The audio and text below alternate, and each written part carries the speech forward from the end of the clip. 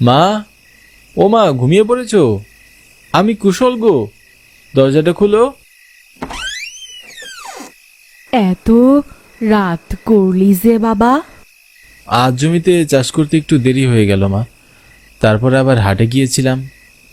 এই ধরো, বাজারের থলেতে বেশ কিছু শাক সবজি রয়েছে, সাবধানে রেখে দিও। আমি দিঘিতে গেলাম গো মা, তাড়াতাড়ি স্নানটা করে আসি।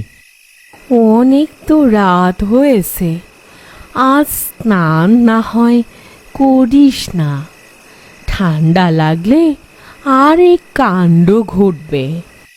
না গো মা, তুমি চিন্তা করো না, আমার কিচ্ছু হবে না। যা, তাড়াতাড়ি বাড়ি ফিরিস। দরজাটা খোলা রেখে ঘুমিয়ে পড়ো, আমি আসছি। ঠিক আছে বাবা। বাড়িতে যে একটি পানির কল বসাবো তারও সামর্থ্য নেই। স্নান করার জন্য এই দিঘিটি একমাত্র ভরসা আমাদের। তাই যত রাতই হোক না কেন, আমাকে সেখানে গিয়ে স্নান করতে হয়। তবে কিছুদিন আগে অন্য একটি গ্রামের একটি মেয়ের লাশ ভেসে ওঠে এই দিঘিতে। এর কারণ অবশ্য কেউই জানে না। গ্রামের সবাই বলাবলি করছে এই দিঘিটি নাকি অভিশপ্ত, তাই গ্রামে কেউ আর এই দিঘিটি ব্যবহার করে না। কিন্তু আমাদের মতো গরিব মানুষদের আর উপায় কোথায়? আমাদের যে এই দিঘিতেই একমাত্র ভরসা। 3-4 দিন হয়ে গেল এই দিঘিতে আমি অদ্ভুত কিছু লক্ষ্য করিনি। তবে আজ কেন জানি হঠাৎ করে কথাটি মনে পড়ল। কেন মনে পড়ল জানি না, তবে কথাটি মনে পড়ায় মনের ভিতরটা অস্থির হয়ে গেল। সেই ছোট্টবেলা থেকে রাত বিরেতে এই দিঘিতে স্নান করছি, কখনো এমন অনুভূতি হয়নি। কিন্তু আজ যেন মনের ভিতর কিছু লুকায়িত ভয় কাজ করছে। পরিবেশকে বেশ ভালোভাবে লক্ষ্য করলে দেখা যাবে আমার মতো পরিবেশটিও যেন ভয় পাচ্ছে কিছু নিয়ে। আকাশ ভারী হয়ে রয়েছে।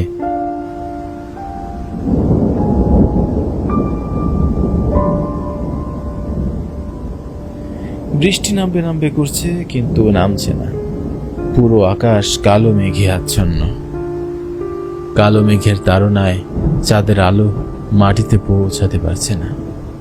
অন্যান্য দিন শিয়াল আর ব্যাঙের ডাকে কান দুটো অতিষ্ঠ হয়ে পড়ে, তবে আজ এত রাত হলো, তারপরও একটি শব্দ শুনলাম না। মনে হচ্ছে তারাও বুঝি ভয়ে লুকিয়ে পড়েছে। আজ আর নিজ বাসস্থান থেকে তারা বের হবে না। ঝিঝি পোকাগুলোও আজ আর নেই। হঠাৎ করেই দমকা হাওয়ার স্রোত বয়ে যাচ্ছে বারবার। বাতাসের তাড়নায় যেন এক ধাক্কায় উড়িয়ে নিয়ে যাবে বহুদূর আকাশে। কিছুক্ষণ পর দিঘির কাছে আসতে মনের ভিতর সেই আতঙ্ক আরো বাড়ল। এক মুহূর্তে মনে হলো আজ আর স্নান না করি, কিন্তু এই ঘাম ঝরা অক্লান্তি ঝরা শরীরের রাতে তো ঘুমাতেই পারবো না। তাই বেশি কিছু না ভেবে পানিতে নেমে পড়লাম।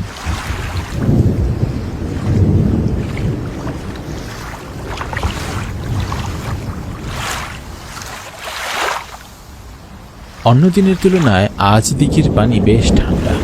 হিমশীতল ঠান্ডা পানিতে যেন পুরো শরীর বরফ হয়ে গেল। যা ঠান্ডা পানি, আজ আর বেশি স্নান করলে নির্ঘাত 7 দিনের জ্বরে বিছানায় পড়ে থাকতে হবে।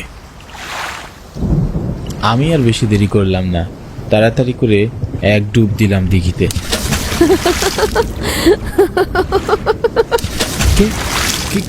কে হাসলো? খুব ক্ষীণ কণ্ঠস্বরে হাসির আওয়াজটি ভেসে আসলো। তবে মনে হলো আমার ঠিক পিছনে কেউ দাঁড়িয়ে কানের কাছে এসে হাসছিল। এ কথা ভাবতেই আমার মনের ভিতর খচ করে উঠল। কিছুতেই আর পিছন ফিরে তাকাতে পারলাম না।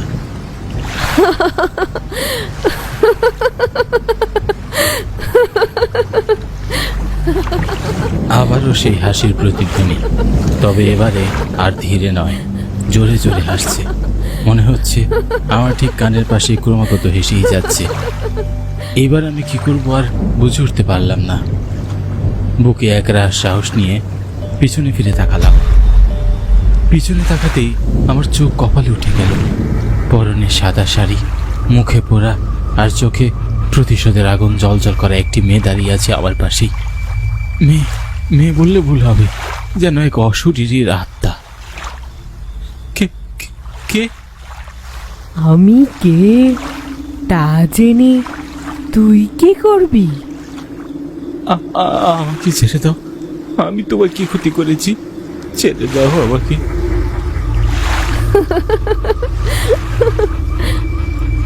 এত সহজে তো তোকে আমি ছাড়বো না। বল, কেন এসেছিস সেখানে? কেন? আমার বাড়িতে তো পানির কল নেই। সারাদিন জমিতে চাষাবাদ করে এই ক্লান্ত শরীরটাকে একটু স্বস্তি দিতে এখানে এসেছি স্নান করতে। তবে আর কোনোদিন আসবো না।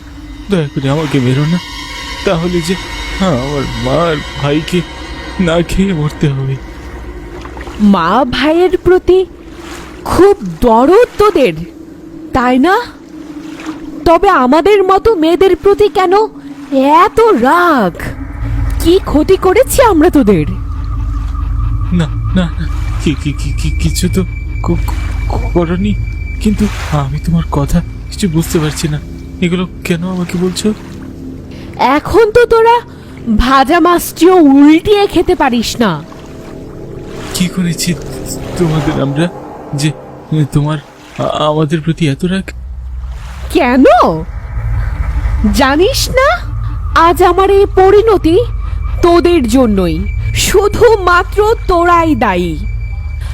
আমাদের তোরা মিথ্যা ভালোবাসার ফাঁদে ফাঁসিয়ে রোজ রোজ অত্যাচার জুলুম করে কলঙ্কিত করে দিস, তারপর উল্লাস মনে ঘুরিস। আর গ্রামে মানুষ তা হা করে দেখে, কেউ কোনো প্রতিবাদ করে না। কারণ কি জানিস? আমরা যে মেয়ে আর তোরা পুরুষ মানুষ, তোদের হাজার দোষ মাফ, আর আমাদের করে দেয় কলঙ্কিত। কলঙ্কিত নারীদের এ সমাজ আর বাঁচতে দেয় না, কিছুতেই বাঁচতে দেয় না।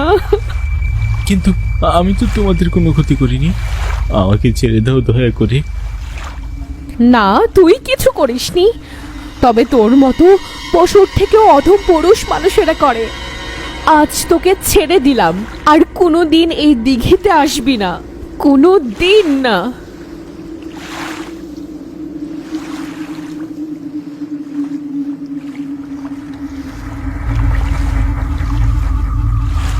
মেয়েটির কথা শুনে তার প্রতি ভীষণ মায়া হলো।